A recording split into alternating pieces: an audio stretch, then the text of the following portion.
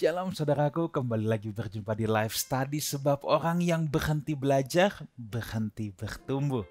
Pada kesempatan ini kita akan belajar tentang satu perumpamaan, yaitu perumpamaan anak yang hilang. Sebelum kita mulai, mari kita bersatu di dalam doa. Bapa yang baik, kembali kami mohonkan hatinya Tuhan untuk kami, supaya kami boleh memiliki perasaan Tuhan dan kami bisa bertindak sesuai apa yang Tuhan inginkan. Terima kasih, dalam nama Tuhan Yesus kami berdoa. Amin. Saudara, perumpamaan anak yang hilang, menurut saya ini perumpamaan yang paling dramatis yang ada di Alkitab. Perumpamaan yang begitu mengharukan, begitu mencengangkan. Kalau saudara meresapi perumpamaan ini, saudara bacanya pun bisa sampai nangis, saudara. Ya, yang ditulis pembahasan kita ini Lukas 15:11-32. Bagi saya secara pribadi ini adalah perumpamaan yang terbaik. Ini adalah perumpamaan yang sangat dramatik sekali. Ya, menyedihkan, mengharukan sekali, saudara. Ya, bahkan nih kalau dibikin film bisa box office mungkin, saudara ya. Nah, saudara, dalam perumpamaan anak yang hilang ini kita akan melihat 3 sudut pandang, saudara. Ini perumpamaan yang sangat unik sebab sebenarnya kalau kita seringkali mendengar tentang anak yang bungsu, penekanan ada pada anak yang bungsu. Tetapi sebenarnya ketika Tuhan menyatakan perumpamaan ini kan kepada pemungut cukai dan orang Farisi. Sebenarnya titik tekan Tuhan kepada mereka dari sudut pandang mereka adalah anak yang sulung, saudara, bukan anak yang bungsu.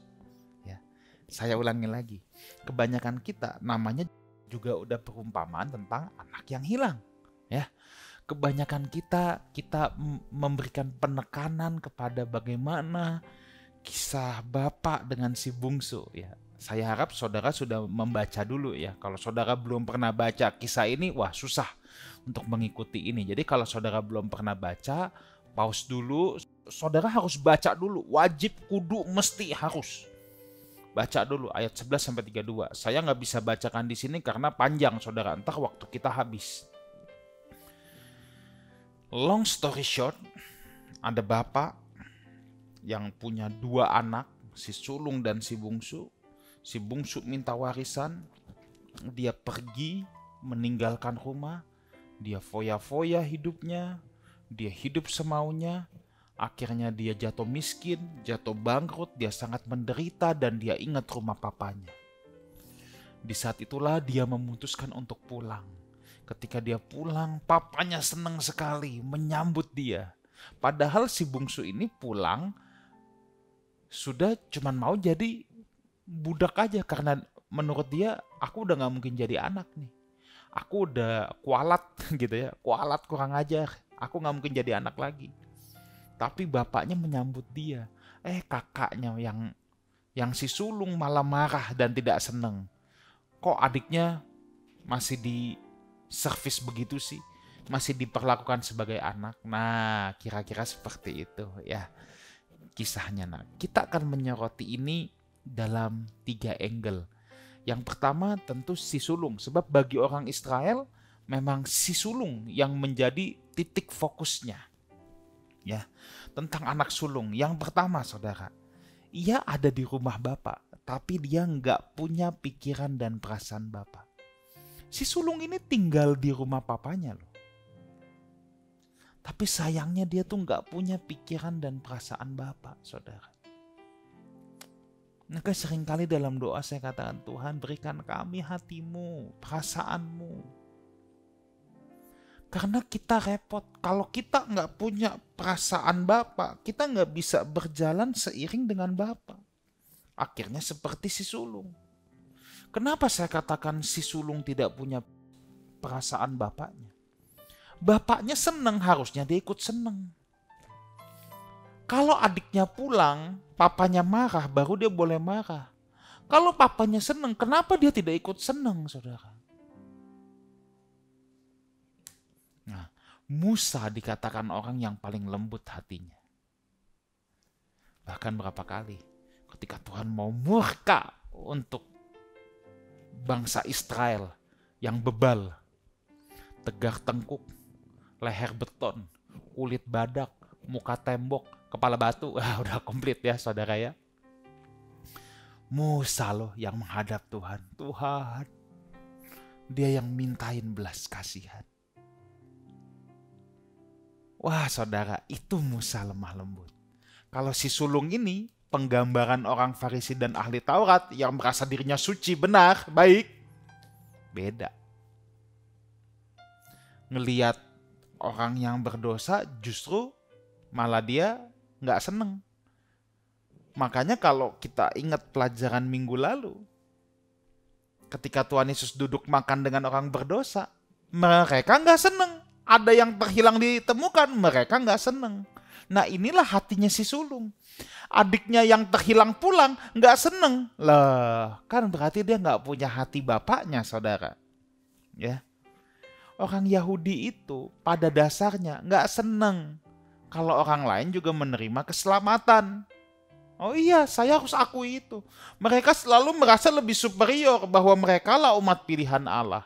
Nanti kapan-kapan ada live study khusus tentang umat pilihan. Saudara, orang Yahudi itu umat pilihan yang dipilih untuk melahirkan Mesias. Udah, nothing more, nothing less. Nothing more, nothing less. Nah, tetapi karena mereka merasa VIP, nggak seneng kalau ngelihat bangsa lain juga memperoleh keselamatan. Dan konflik ini sudah ada sejak zaman dulu. Zaman Kisah Para Rasul, ya. Di mana sampai ada sidang di Yerusalem.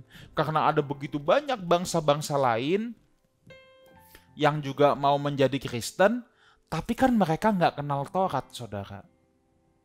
Sedangkan orang Yahudi tetap mau mempertahankan gaya Taurat.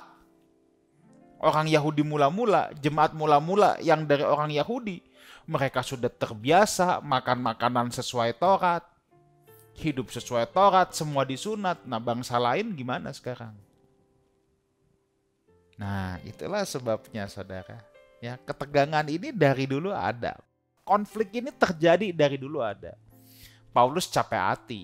Ya udah, yang pas di sidang mah dia iyain aja. Ya suka-suka deh. Tapi hati Paulus jiwa-jiwa untuk bangsa lain. Gak bisa kita suruh bangsa lain ikutin cara-cara orang Yahudi. Gak bisa, saudara. Ya. Nah, kalau kita lihat ayat 29 dan 31, coba lihat protesnya si sulung ini. Tetapi ia menjawab ayahnya, katanya, telah bertahun-tahun aku melayani Bapa dan belum pernah aku melanggar perintah Bapa. Wah, tetapi kepadaku belum pernah Bapa memberikan seekor anak kambing untuk bersuka cita dengan sahabat-sahabatku. Lihat respon ayahnya ayat 31. Anakku, engkau selalu bersama-sama dengan aku dan segala kepunyaanku adalah kepunyaanmu. Kalau dia benar dekat dengan bapaknya, dia pasti ikut menikmati apa yang ada di rumah papanya. Lu mau kambing jangankan satu, lu mau potong 3 juga boleh. Nah, si sulung ini, jadi kalau di sini perumpamaan anak yang hilang, siapa yang hilang? Dua-duanya hilang, saudara. Si bungsu hilang di luar rumah, si sulung hilang di dalam rumah. Ibarat domba tersesat, dua-duanya tersesat. Yang satu tersesat di luar kandang, yang satu tersesat di dalam kandang. Nah, kalau saya aplikasikan, tarik ke hari ini, ya ini adalah orang percaya yang tersesat di dalam gereja. Aku udah ke gereja loh, tapi bisa tersesat. Kapan? Ketika kita nggak ngerti hati Bapa. Ketika kita nggak tahu perasaan Tuhan. Sekalipun kita di gereja, angkat tangan, penyembahan, kepala miring dikit, mulai keluar cairan dari mana-mana. Kalau kita nggak tahu hatinya Tuhan, kita lagi tersesat, saudara. Ya. Kalau kita nggak tahu hatinya Tuhan, kita lagi tersesat. Sekarang kita lihat angle anak bungsu, saudara ya. Kita lihat angle anak bungsu. Benar, si bungsu berlaku kurang ajar. Dia pergi minta warisan. Wah, itu kayak ini kan anak kurang ajar, kayak nyumpain orang tua mati. Papanya masih sehat, masih gagah. Dia bilang, Pak, minta warisan dulu. Lalu dia foya-foya. Dia jatuh miskin. Kerja sampai harus makan makanan babi. Saat dia makan makanan babi itulah dia ingat. Kayaknya jadi hamba di rumah papaku lebih enak nih makannya. Masih ada semur daging, dendeng balado. Nggak perlu sampai makan makanan ternak. Kan kira-kira gitu ya kalau dengan bahasa hari ini. Kayaknya orang yang kerja di rumah ayahku masih enak tuh. Masih bisa makan masakan Padang. Sesekali masih bisa makan sushi. Ayo.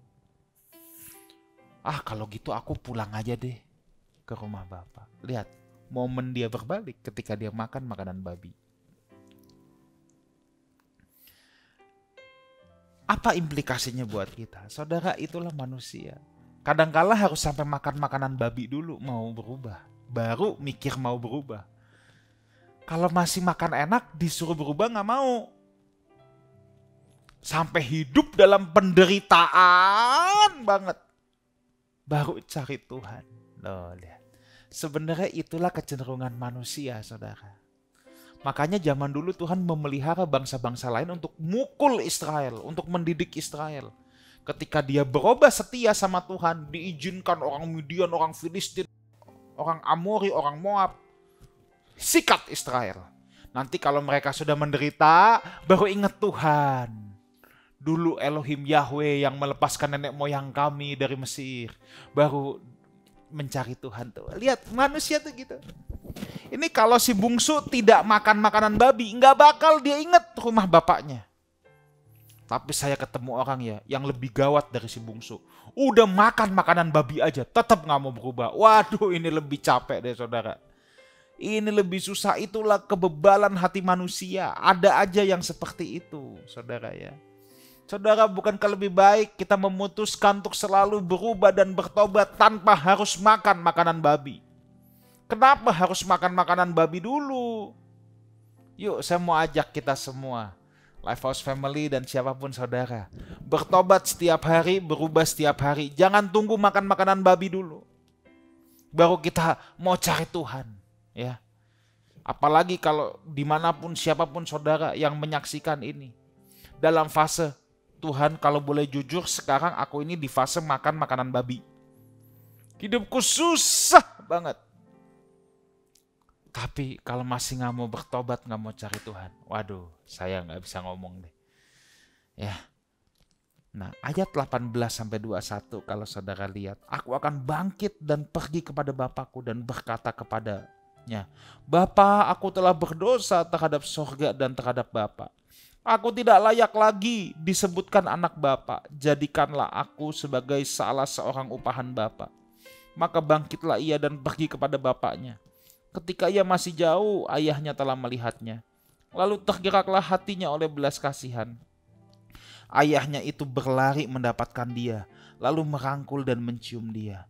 Kata anak itu kepadanya, Bapa, aku telah berdosa terhadap sorga, terhadap Bapa, aku tidak layak lagi disebut anak Bapa. Saudara, pertobatan tidak dimulai dari situasi hidup yang tidak enak. Yes, dia makan makanan babi, tapi pertobatannya bukan dimulai dari situ. Pertobatan dimulai dari ketika kita menyadari diri kita menyadari keberadaan diri kita sebagai orang berdosa. Makanya tadi di ayat yang ke-18, Bapa, aku telah berdosa terhadap sorga dan terhadap Bapa. Disinilah titik balik pertobatan. Pertobatan tidak dimulai dari penderitaan hidup. Ingat ini, penderitaan hidup kadangkala Tuhan pakai untuk menggait kepada pertobatan. Maka tadi saya katakan, ada orang yang udah makan makanan babi pun gak mau bertobat. Karena penderitaan hidup tidak menjamin pertobatan. Itu hanya trigger kecil. Tapi ketika kita menyadari keberadaan diri kita, aku berdosa, aku tidak layak. Disitulah awal pertobatan. Menyadari keberadaan diri sendiri. Selama kita merasa hebat, benar, superior, kita nggak akan bisa bertobat. Saudara boleh lihat, saya melihat orang-orang. Ya, siapapun dia, termasuk hamba Tuhan sekalipun. Kalau udah merasa dirinya paling hebat, paling benar, paling superior, nggak akan bisa bertobat. Udah jatuh ke dalam dosa pun tidak akan bisa bertobat. Karena pertobatan bukan dimulai dari penderitaan hidup. Pertobatan dimulai dari kesadaran, keberadaan diri sebagai orang yang berdosa. Sadar diri itu perlu, saudara. Mengetahui keberadaan diri itu perlu. Baru kita bisa didirect ke jalan Tuhan.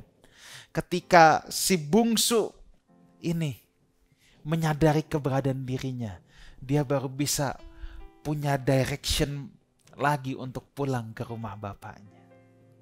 Saudara, selalu saya bilang gini, ketika manusia pertama kali jatuh ke dalam dosa, apa pertanyaan Tuhan pertama kepada manusia?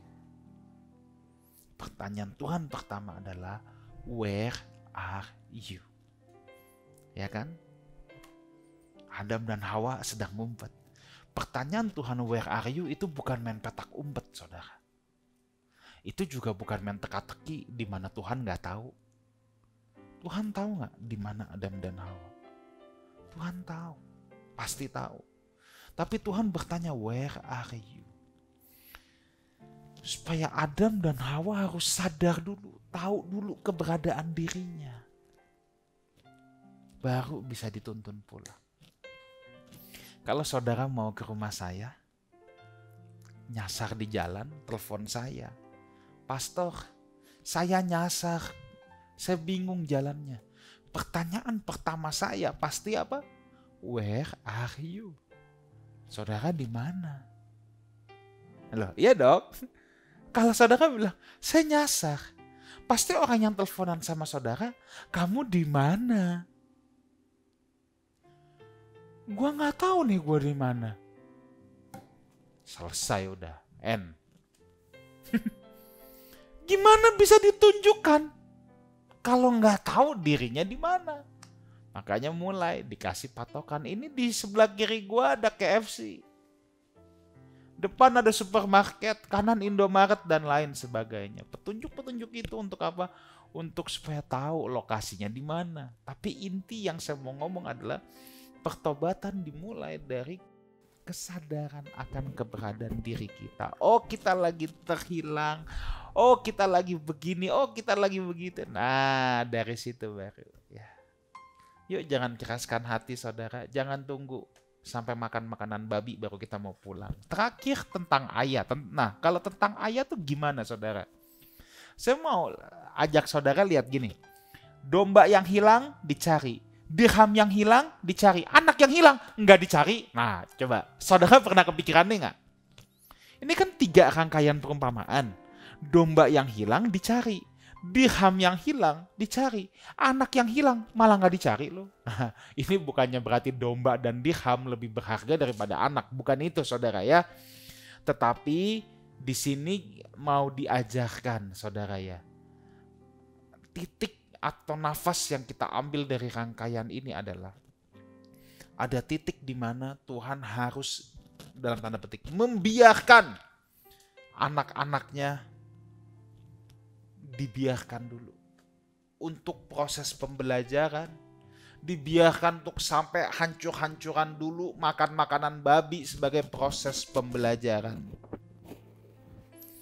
Sebab kalau yang dicari tapi nggak mau bertobat, domba tersesat. Udah dicari nggak mau bertobat-bertobat. Ya, lama-lama ada stadium tertentu dibiarkan jadi anak yang hilang. Sampai dia makan makanan babi, nanti dia baru bisa pulang. Kan kalau domba yang tersesat belum sampai makan makanan babi. Jadi pada dasarnya ya, kalau saudara terjatuh, ya saudara bandel, Tuhan cari saudara. Tapi kalau saudara terus menerus keraskan hati, hati-hati. Hati-hati. Lama-lama jadi anak yang hilang. Apa perlu sampai makanan babi dulu baru kita mau berubah, ya? Nah, tapi ada hal kedua yang menarik di sini, ayat yang ke-22. Tetapi ayah itu berkata kepada hamba-hambanya, lekaslah bawa kemari jubah yang terbaik. Pakaikanlah itu kepadanya dan kenakan juga cincin pada jarinya dan sepatu pada kakinya. Lihat di sini. Bapaknya ketika anaknya pulang dalam keadaan yang parah, hancur lebur gitu, bapaknya menerima. Lihat ya, penerimaan tanpa syarat. Tuhan menerima kita apa adanya. Sekalipun keadaan kita udah corat marut, udah hancur-hancuran, Tuhan menerima kita apa adanya. Tapi Tuhan tidak membiarkan kita apa adanya. Yang pertama, dikasih pakaian, jubah, sepatu. Ini bicara apa? Identitasnya dulu dipulihkan. Pemulihan identitas. Ini yang saya pahami sebagai pembenaran. Ketika kita datang kepada Tuhan, kita dulu masih orang berdosa, kita orang kurang ngajar, kita jadi seteru Tuhan. Kita bertobat, kita datang kepada Tuhan, kita dibenarkan. Status kita diganti, identitas kita diubah dulu. Pemulihan pertama yang Tuhan lakukan adalah pemulihan identitas. Di mana kita dibenarkan. Nah, diperdamaikan dengan Bapa. Setelah itu, nah ini yang saudara harus perhatikan. Ya. Bapa memulihkan identitas si anak. Tetapi ketika anaknya sudah dipulihkan, apakah terus anaknya boleh hidup semaunya? Nah, nggak bisa, saudara. Ya. Si bungsu tidak bisa habis dipulihkan identitasnya, bodo amat, gue sekarang hidup seenaknya.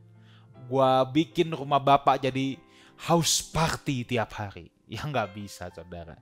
Mau pulang ke rumah bapak, ikut aturan rumah bapak. Dulu kan dia nggak mau ikut aturan rumah bapak. Dia milih, dia pergi. Nggak enak hidup di rumah bapak. Enakan di luar, ajojing, santai, happy. Sekarang dia pulang, identitas dipulihkan. Tapi dia harus ikut aturan rumah bapak. Nah, ini yang saya pahami sebagai pengudusan. Jadi ketika kita datang kepada Tuhan, yes, kita dibenarkan. Tuhan menerima kita apa adanya. Tapi setelah dia terima kita, dipulihkan identitas kita, Tuhan mau mengubah kita, pengudusan. Dia tidak membiarkan kita apa adanya. Kita diproses, kita diubah sampai seturut gambaran anaknya. Si bungsu harus mengikuti pola hidup bapaknya. Ketika dia sudah pulang, dia harus terus belajar hati bapaknya. Supaya jangan sampai dia tersesat di dalam rumah seperti kakaknya. Tinggal di rumah, tapi nggak tahu hati bapaknya. Ya. Nah, si bungsu yang dipulihkan identitasnya, si bungsu sekarang harus ikut gaya hidup papanya. Nah, saudaraku, aplikasi buat kita tuh begini. Kalau Tuhan memulihkan kita, kita jangan lagi merasa diri kita, aku ini debu tanah, remahan rengginang, comberan yang diinjek-injek. Enggak, saudara, enggak. Saudara berharga. Makanya Tuhan menebus kita bukan dengan emas perak, bukan dengan barang fana, tapi dengan darahnya yang mahal. Kenapa? Karena saudara dan saya berharga di matanya. Karena kita berharga, mari kita hidup bermartabat sebagai anak-anak Bapa. Tuhan Yesus menyertai kita semua. Amin. Kita berdoa. Bapa, kami sadar keberadaan diri kami pada saat ini. Kami mau kembali kepada Bapa dan kami mau ikut dalam aturan-aturan Bapa. Kami mau hidup bermartabat sebagai anak Bapa. Terima kasih, dalam nama Tuhan Yesus kami berdoa. Amin. Saudaraku, terima kasih atas kebersamaan kita di acara live study ini. Doa saya, saudara semua bisa jadi pelaku firman, bukan hanya pendengar. Ibadah Raya Life House Community di Wang Plaza. Tuhan Yesus menyertai kita semua. Sampai jumpa di live study selanjutnya. Sebab orang yang berhenti belajar, berhenti bertumbuh. God bless you all.